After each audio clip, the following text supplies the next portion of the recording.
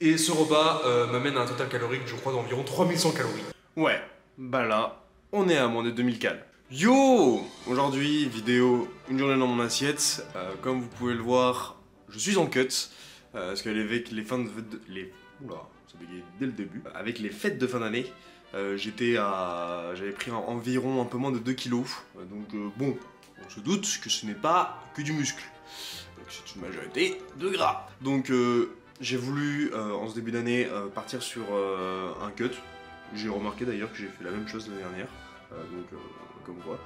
Là je pars sur un cut histoire de redescendre, j'ai pas de poids fixe, juste essayer de repartir sur des bases saines pour pouvoir repartir sur un surplus ensuite et créer de la masse, tout simplement. Parce que je sais que j'aurais eu un blocage, parce qu'en soi techniquement j'aurais pu rester à ce poids, c'est ok, qui est de 74 kg. D'ailleurs ça veut dire que je remplissais enfin ma catégorie. Mais j'aurais pu rester à ce poids. Mais je me plaisais pas assez dans le miroir, on va dire ça comme ça. Et je sais que ça aurait été compliqué pour moi de continuer à voir le poids monter sur la balance. Donc je préfère redescendre et remonter aux 74 kg et aller plus loin en étant sur une base saine. Voilà. Je vais vous montrer ce que je bouffe. Et on va bien sûr s'entraîner. Parce que bon... on n'arrête pas de s'entraîner parce qu'on est en cut. Voilà. Donc, on va prendre un petit cottage cheese de Danone. Grave protéiné, c'est super bon. Franchement, je kiffe. J'ai découvert ça en Suisse à l'époque.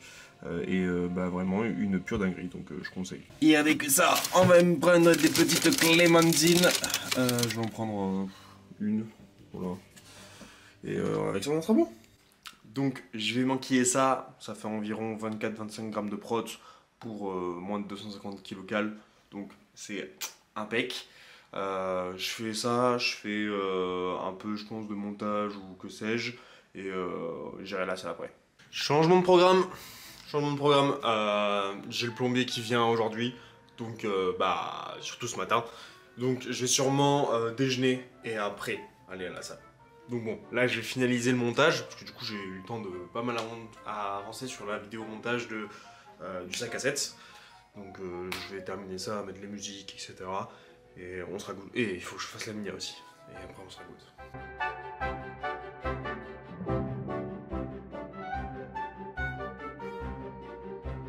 Bon, il est 13 h. Le plombier n'est toujours pas passé. J'ai faim. Concrètement j'ai faim. Donc je vais déjeuner. À tous les coups, il va m'interrompre pendant que je déjeune, mais c'est pas grave, ainsi va la vie. Donc, voilà ce que je vais manger. Enfin, je l'ai pas encore cuisiné, donc c'est ce que je vais manger, mais je vous le montre ici d'une façon brute, on va dire, pour un peu justifier ce que je vais manger, etc. Donc là, vous pouvez voir que j'ai pas mal de conserves, donc on pourrait se demander, est-ce que c'est bien les conserves? Parce que perso, je trouve que c'est pas la chose qu'on met le plus en avant. On met souvent en avant le frais, le surgelé, etc. Mais le conserve, on n'en parle pas beaucoup. Or, c'est quand même quelque chose de vachement pratique les conserves et qui reste quand même malgré tout bon pour la santé. C'est pas quelque chose qu'il faut se dire sans conserve donc c'est pas bien, c'est de moins bonne qualité. Alors certes effectivement il va y avoir des différences, typiquement les produits en conserve sont plus salés, donc effectivement en termes de consommation de sodium ça va être supérieur, donc oui effectivement c'est un point négatif à ce niveau là, mais en termes de nutrition il a quand même beaucoup de vitamines qui sont conservées, très longtemps conservées.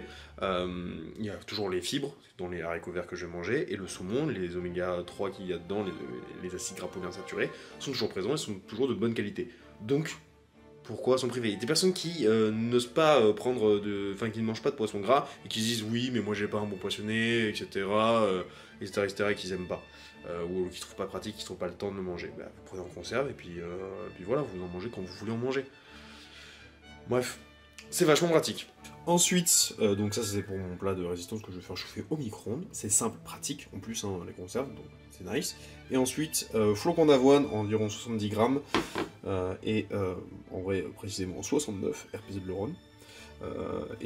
Là, 2 carrés et demi de chocolat noir, 85%. Voilà, alors pourquoi ça? Pourquoi flocons d'avoine et chocolat noir? Chocolat noir déjà, parce que j'aime ça, ni plus ni moins. C'est pas pour quelconque chose, c'est un bon apport en lipides, why not. Bon goût d'acide gras saturé quand même, mais why not. Ensuite, au niveau des flocons d'avoine, pourquoi? Parce que c'est très riche en fibres, pas mal de protéines également au 100 grammes, environ 10 grammes, donc c'est quand même cool, c'est un bon apport. En termes de consistance, je vais faire un porridge, donc quelque chose d'assez visqueux et qui du coup tient bien longtemps encore. Donc ce qui fait que je vais pas avoir faim énormément. Donc en fait c'est ce que je fais pour quand je suis dans une période de perte de poids. J'essaye de maximiser soit le volume alimentaire, soit... Enfin, je maximise ma satiété. Donc par le volume alimentaire ou par la texture qui a un rôle également. Donc plus c'est visqueux, plus c'est compliqué à digérer. Enfin, pas à digérer, mais ça rassasie plus longtemps. Bref, je vous montre ça une fois que c'est prêt, mais ce sera ni plus ni moins. Je vais peut-être me rajouter une clémentine, je verrai, mais voilà. Bon, bah, timing de ouf. Le premier est arrivé quand j'ai sorti mon porridge, donc bah, je vais devoir attendre. 4 termes. Bon, après moult péripéties, c'est-à-dire un peu plus d'une heure de galère, c'est bon, je peux manger. Alléluia. Voilà, comment ça rend? Ni plus ni moins, hein. C'est pas une gueule incroyable, mais moi je kiffe manger ça. Le plus important c'est d'aimer ce qu'on mange. Et un petit porridge bien sympathique, mama. Bref, ça fait un total de environ un peu plus de 600 calories je crois, et on est sur les alentours de 39 grammes de prot, I guess. So, c'est cool. En vrai. Donc voilà, je m'enquille ça et on go à la table.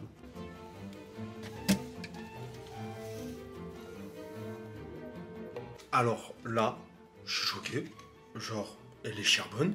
Genre vraiment, c'est une dinguerie. C'est une zéro sucre. Ben vraiment, la watermelon. Incroyable. Vraiment, je pense que c'est... Ça devient ma préférée, wesh. Franchement, incroyable. Trop cool. Je vais pouvoir la farm, je suis content. Enfin, la farm, non pas trop, parce que c'est quand même pas mal de caféine, mais là, on y go. Moi, je suis du matin, là, va falloir que je me bouge pour l'après-midi. Ça va piquer. Bref, on se retrouve à Honner. Parce qu'ils avaient Taylor à tout, tu vois. Déjà, dans un premier temps...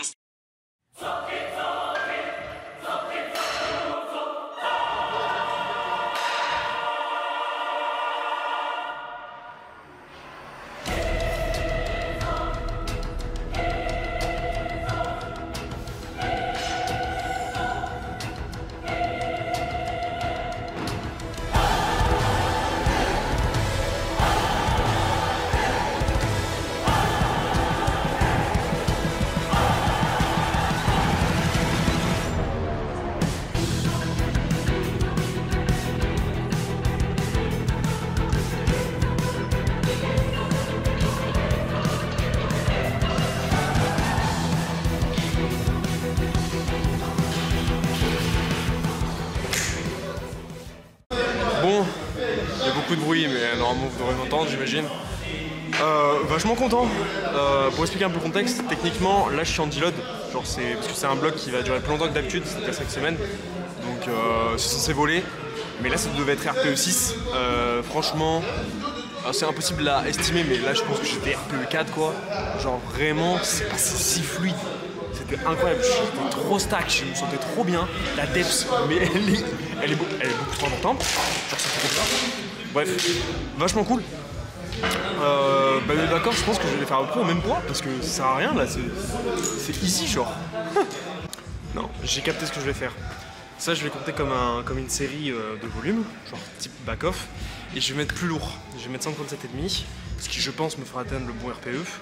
On va faire ça comme ça parce que là en fait c'est vraiment de l'undershoot fort quoi. Donc je pense qu'on va juste adapter comme ça, ce sera mieux. Enfin, du moins, je vais essayer, c'est ce que je vais me faire appréhender par le coach, mais je pense que c'est pas déconnant comme manière de voir les choses.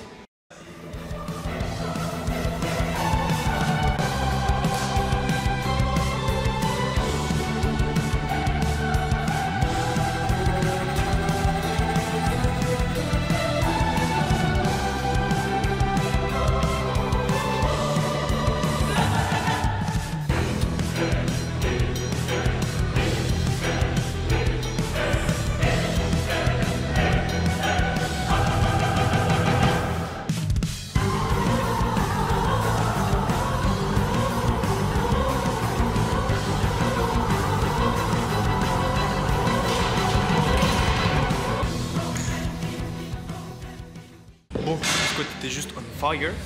Genre vraiment, ça passait trop bien. Je me sentais trop bien sur la barre, genre vraiment trop cool. Genre j'ai monté un peu plus, enfin en ce moment, en gros, enfin en contexte, je pose beaucoup plus sur mon bracing en ce moment parce que j'avais tendance à en fait, beaucoup plus gonfler la gage que de me focus au niveau du ventre. Donc je règle ça en ce moment. Et j'ai changé un petit truc aussi sur le placement de ma belt. Je la mets plus haut sur le torse, genre au lieu de la mettre là, je la mets là. Même si avant je la mettais pas vraiment là, mais on voit beaucoup de gens la mettre vraiment vers le bas. Alors moi je la rentre beaucoup plus sur les côtes. Et la différence est drastique. Après, j'en entends de plus en plus, apparemment que c'est courant de se fêler des côtes rien qu'avec la ceinture. Donc peut-être pour certains, faites gaffe, progressivement, ou alors faut vraiment voir comment vous serrez la ceinture. Parce qu'en vrai, moi je pense que j'arriverai à serrer plus ma ceinture, mais je me sens beaucoup mieux en ayant un cran de moins. Donc voilà, un peu à adapter, je pense. Bref, voilà le changement que j'ai fait. Donc vraiment content de comment ça bouge. Malgré le fait que normalement ça devait voler, mais là franchement je trouve que ça vole même à 7,5, donc c'est cool.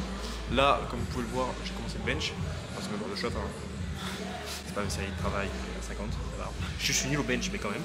Je monte et puis je vous reprends pour top 7 ou que sais-je.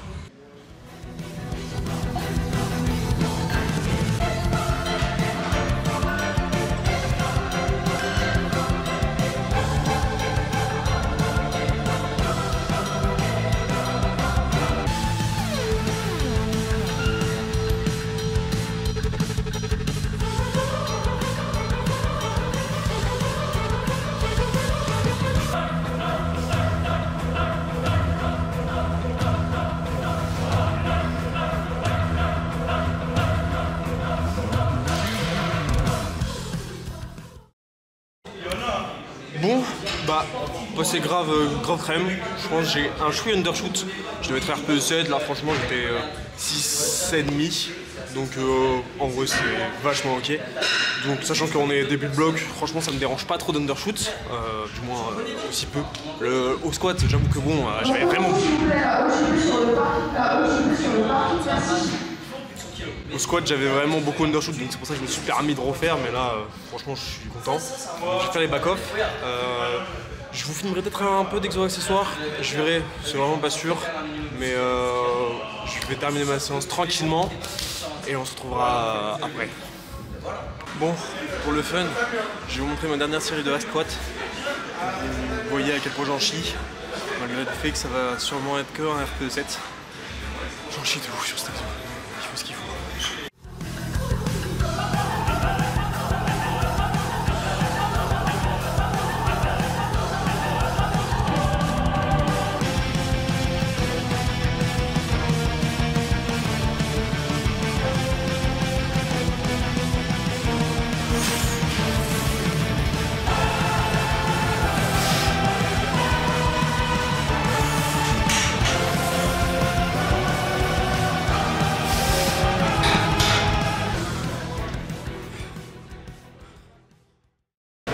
Je vous reprends dans la rue, tout simplement parce que là en fait, je suis rentré, mais il faut que je fasse des pas pour augmenter ma dépense. J'essaye de viser à peu près une fourchette entre 8000 et 10 000 pas par jour. C'est assez sympa, enfin c'est sympa, non c'est pas assez sympa, enfin j'aime bien marcher en vrai de vrai, c'est plutôt cool d'un point de vue rien que santé, et au niveau dépenses énergétiques c'est plutôt cool, sans pour autant que ça empiète beaucoup sur la récupération, ce qui est vachement important également. Genre je pourrais faire du HIIT effectivement, mais ça serait beaucoup plus taxant musculairement parlant, et ça pourrait empiéter sur mes performances à la salle. Donc je fais pas ça. J'espère que vous m'entendez bien, si c'est peu j'irai que dans le vide. Bref, du coup, ce que je mets en place, c'est de traquer mon nombre de pas grâce à l'application santé d'Apple, vachement efficace. Donc je conseille de faire ça, parce que en fait, ce qui peut arriver durant un déficit, c'est que certes, vous avez des adaptations métaboliques qui font que votre métabolisme de base peut diminuer au bout d'un certain temps, etc. Bon, c'est pas encore mon cas parce que je suis au début du déficit, mais ça peut arriver. Mais c'est pas ça le plus gros impact qu'il y a, c'est majoritairement le fait que votre NEAT, genre ce que vous faites au quotidien, vous avez tendance à beaucoup moins bouger spontanément. Donc quelque chose qui peut être intéressant, c'est de traquer vos nombres de pas pour vous assurer d'être toujours actif. Donc voilà. Savoir que je me suis fixé une fourchette 7 de 8000 à 10 000 pas, mais on s'en fout en soi. Genre 10 000 pas c'est quelque chose d'arbitraire, c'est quelque chose qui est beaucoup véhiculé, mais c'est un peu un nombre magique, et en soi on s'en fout. En réalité ça a été inculqué par une entreprise japonaise de podomètres qui avait mis comme compteur 10 000 pas. Or, au final, ce que dit à peu près les études scientifiques et un consensus tourne autour plutôt des 7 000 pas par jour, qui serait bon pour avoir un maximum de bénéfices.